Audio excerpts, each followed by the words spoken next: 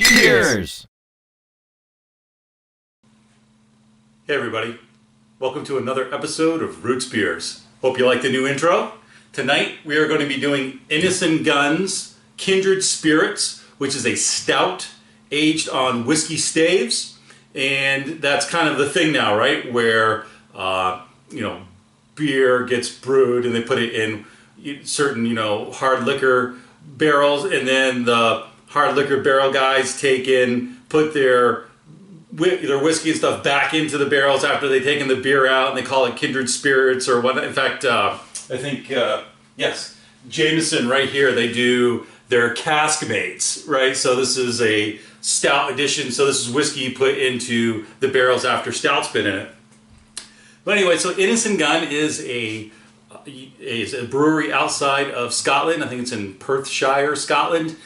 They make my absolute favorite Scotch ale. I mean, just hands down, their Scotch ale, which is, again, aged in bourbon barrels, is by far the best Scotch ale I've ever had. I understand it's mass-produced, right? It's not exactly craft, but it is absolutely fantastic. I mean, there's other Scotch ales out there that I love. I love Stone Corral's Scotch ale, even though last episode the Stone Corral beer that we had wasn't that great. I didn't care for it that much. But there are other craft Scotch ales out there that are fantastic. But I just happen to really enjoy Innis Gunn. It's my go-to beer.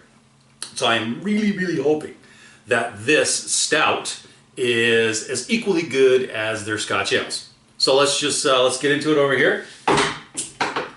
Open her up. See what we've got. Okay, so the pour right off the bat is almost black. It is extremely dark. Almost opaque. Getting about a finger's worth of head on it. It's a chocolatey look head to it. Right off the bat, I'm getting very caramely type of smells to it. I'm getting sweet smells. Not getting any sort of like a hard liquor smell at all. All right, well, let's take our first sip.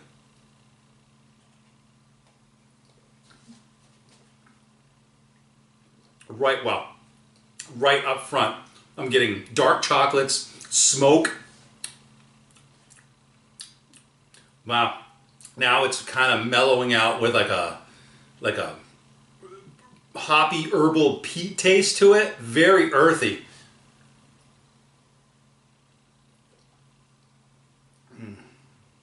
Yeah, the molasses comes off, or the whiskey kind of comes off as like a molasses almost.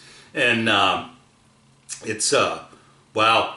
There's three stages on this beer right now. Your first thing is you get hit with a very sweet, kind of smoky flavor, very dark type of taste. Boom, hit you right off.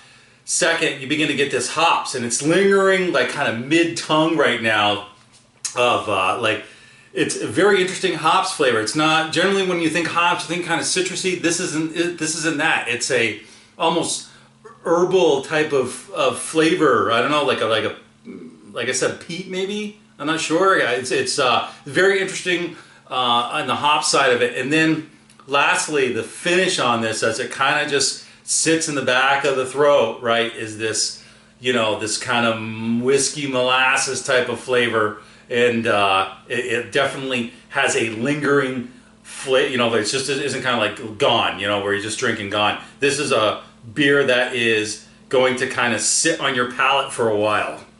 It is definitely, I would say, more of a sipping beer than a guzzling beer. The ABV on this is 6.1%, so it's a little bit higher than, say, a session beer would be at 4%.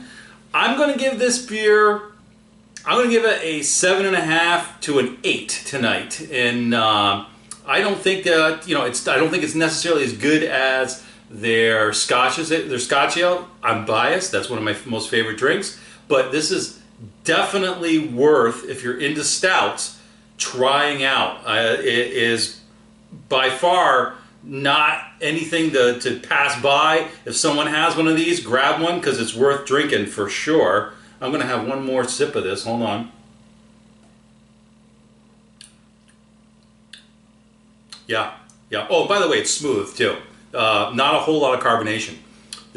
So yeah, let's go with a 7.5, 8 on this beer, and go out there and, as I always say, enjoy yourself a bit of beer, because life is too short not to have beer.